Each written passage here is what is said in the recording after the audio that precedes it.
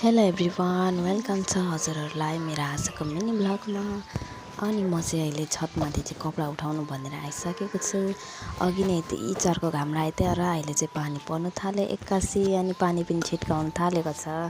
अहिले चाहिँ म कपडा चाहिँ एकदमै हतार हतार उठाएको अरे झन् साह्रो झरेको झरेछ। अनि म चाहिँ कपडा उठाएर पनि भित्र आइसकेको छु र अहिले चाहिँ एकदमै पानी पर्नु थालिसकेको छ। साथीहरू हेर्न सक्नुहुन्छ, हामीले चाहिँ धान उठाउनु ठाउँले चाहिँ पानी पर्नु थालेर नि त आधी धान चाहिँ भित्र छ र आधी चाहिँ आँगनैमा छरिदिएको छौँ।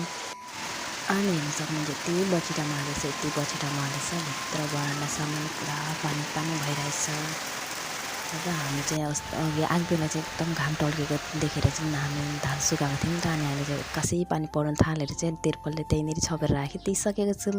र अहिले चाहिँ म किचनमा आइसकेको छु। यहाँ चाहिँ उयो बुइनीको चाहिँ एकदमै उत्पात चलिरहेछ, हेर्न सक्नुहुन्छ। पानी थापिदिँदैछ, म चाहिँ हात धुनु पर्ने अरे भनेर ल त लु म पनि हात धोइदिन्छु भनेर चाहिँ धोइदिइसकेको छु। अनि यहाँ चाहिँ हेर्न सक्नु आँगन पुरा बिल जत्तिकै भइसकेको छ।